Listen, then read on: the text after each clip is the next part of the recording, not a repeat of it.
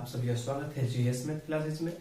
आज हम आपको ट्रिग्नोमेट्री पर ही बेसिस उसका नेक्स्ट पार्ट बोल सकते हैं, सेकंड पार्ट बोल सकते हैं ट्रिग्नोमेट्री का, चैप्टर नंबर 9 कराएंगे, जो कि एनसीईआरटी बुक्स में एप्लीकेशन ऑफ ट्रिग्नोमेट्री के नाम से दिया हुआ है।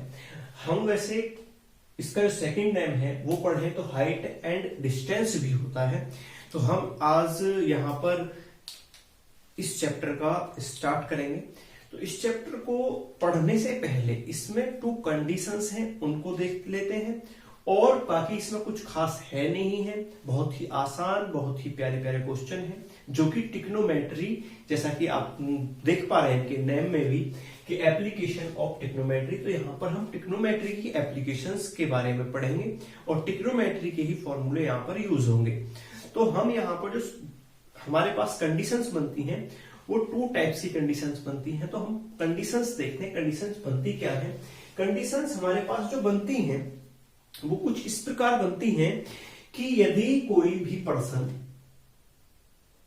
पर्सन यहां पर है ग्राउंड पर, और ग्राउंड से किसी भी बिल्डिंग या किसी टावर या किसी भी हाइट को वो देख रहा है अपनी आईज के द्वारा, वो किसी भी हाइट को यदि देख रहा है, मैंने मान लिया ये हाइट थी कुछ भी यहां पर, यदि इसको एक पर्सन यहां पर है वो यहां पर देख रहा है, तो वो जो ग्राउंड के साथ और बिल्डिंग के साथ में, ये ग्राउंड है, इसके साथ में जो एंगल यहां पर बनाएगा वो एंगल ऑफ एलिवेशन होगा।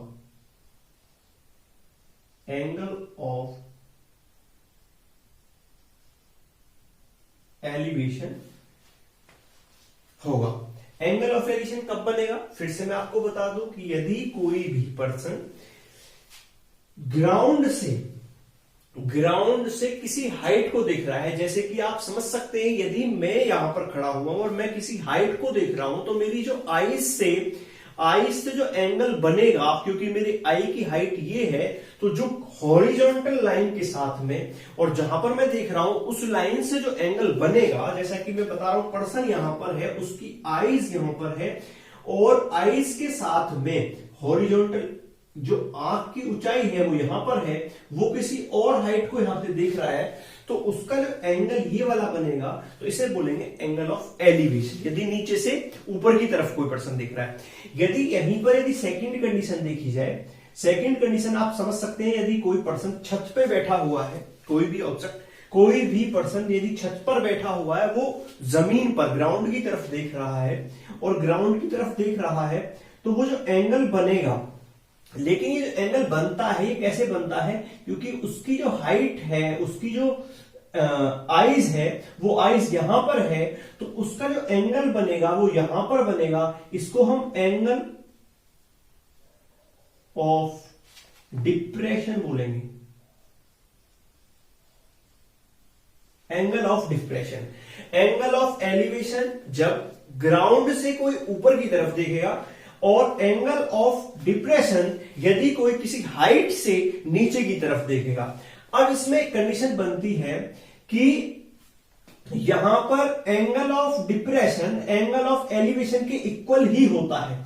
क्यों होता है, क्योंकि आप समझ सकते हैं यदि आप देखें ये दोनों लाइन जो हैं, ये दोनों लाइन पैरेलल होती हैं, और जब ये पैरेलल होती हैं तो ये अल्टरनेट एंगल्स होते हैं। क्योंकि अल्टरनेट एंगल्स इक्वल होते हैं तो यहां पर angle of elevation angle of depression के इक्वल हो जाता है। तो हम इस प्रकार यहां पर समझ सकते हैं। तो यहां पर ये 2 ही कंडीशंस बनती हैं। इन कंडीशंस के ही हिसाब से हम आगे क्वेश्चंस को सॉल्व करेंगे, इन कंडीशंस को समझते हुए। तो मैं उम्मीद करता हूं कि ये आपकी समझ में आ गई होंगी दोनों कंडीशंस। अब हम यहां पर स्टार्ट करेंगे एग्जांपल नंबर फर्स्ट। तो एग्जांपल नंबर फर्स्ट, तो यहां पर हम एग्जांपल नंबर फर्स्ट स्टार्ट करते हैं, जो कि कुछ इस प्रकार है। A tower stand vertically on a ground. एक टावर है जो कि वर्टिकली स्टैंड करता है ग्राउंड पर, from a point on the ground, किसी पॉइंट पर, ग्राउंड किसी पॉइंट पर स्टैंड करता है, which is 15 metre away from the ground, और वहां जहां पर वो स्टैंड करता है उससे 15 मीटर की डिस्टेंस पर कोई पॉइंट है। Of the tower the angle of elevation, उस पॉइंट के साथ में जो एंगल ऑफ एलिवेशन है of the top of the tower, tower के टॉप से जो 15 मीटर की दूरी पर कोई पॉइंट है, टावर के टॉप से उसका एंगल ऑफ एलिवेशन कितने का है, 60 डिग्री का है। तो हमें क्या फाइंड करना है, find the height of the tower. तो हमें यहां पर टावर की हाइट फाइंड करनी है। इन्होंने क्या बोला है क्वेश्चन के अंदर, क्वेश्चन के अंदर यह बोला गया है कि हमारे पास एक टावर है जो कि वर्टिकल स्टैंड करता है ग्राउंड पर।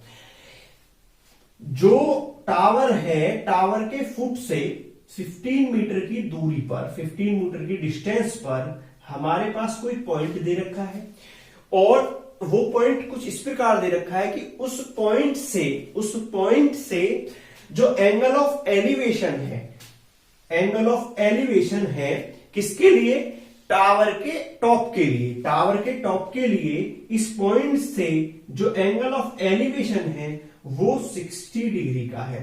तो हमें यहां पर ये फाइंड करना है कि टावर की हाइट क्या होगी। हमारे पास इस क्वेश्चन में हमें निकालना है कि टावर की हाइट हमारे लिए क्या होगी, टावर की हाइट फाइंड करनी है। तो हम ऐसे क्वेश्चनों को कैसे करते हैं, हम ऐसे क्वेश्चनों को ऐसे करते हैं कि हम यहां पर देख पा रहे हैं क्योंकि ये ग्राउंड पर वर्टिकली स्टैंड करता है तो ये यहां पर 90 का एंगल बनाएगा, 90 का एंगल बनाएगा।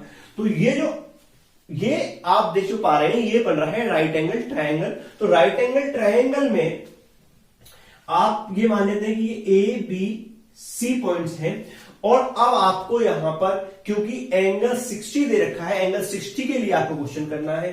तो एंगल 60 के लिए जब हम क्वेश्चन करेंगे तो एंगल 60 के सामने वाली जो साइड हो जाएगी वो परपेंडिकुलर हो जाएगी।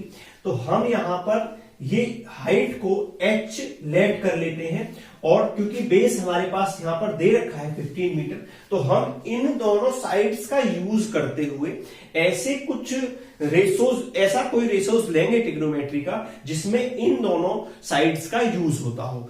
हमको जब भी क्वेश्चन हाइट एंड डिस्टेंस में करने हैं तो हमको ये ध्यान रखना है कि हमको उन साइड्स को यूज करना है क्वेश्चन में। जो साइड्स हमको एक तो फाइंड करनी है वो वाली साइड्स लेनी है और दूसरा जो साइड दे रखी है, गिवन है, वो लेनी है। तो यहां पर हम जो देख पा रहे हैं, हम क्या करेंगे, सॉल्यूशन में जाएंगे और सॉल्यूशन में लेट करेंगे कि जो ये हमारा टावर है इसकी जो हाइट है वो h है। तो हम क्या लिखेंगे, let the height of the tower BH। हमने मान लिया कि जो हमारा टावर है उसकी हाइट जो है वो h मीटर है और हमें क्या गिवन है, हमारे पास गिवन है angle ACB equal to 60 degree and angle ABC equal to 90 degree और हमारे पास जो साइड है BC वो इक्वल है 15 मीटर के। तो हम यहां पर हमको फाइंड करनी है हाइट। तो हम ये देखते हैं पंडित बद्री प्रसाद हर बोले से हम ये देखते हैं क्योंकि हमारे पास बेस गिवन है और हमको परपेंडिकुलर निकालना है।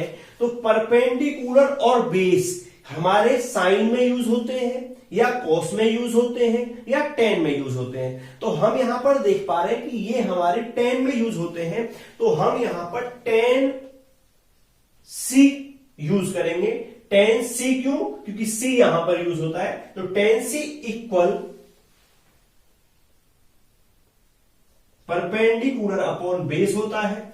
टेन सी, जो टेन सी है वो यहां पर 60 डिग्री है क्योंकि एंगल जो है वो दे रखा है सी, वो है 60 डिग्री इक्वल परपेंडिकुलर हमने यहां पर मान रखा है जो कि h है और बेस हमको दे रखा है जो कि 15 है। हमारे पास आता है tan 60 equal to h upon 15।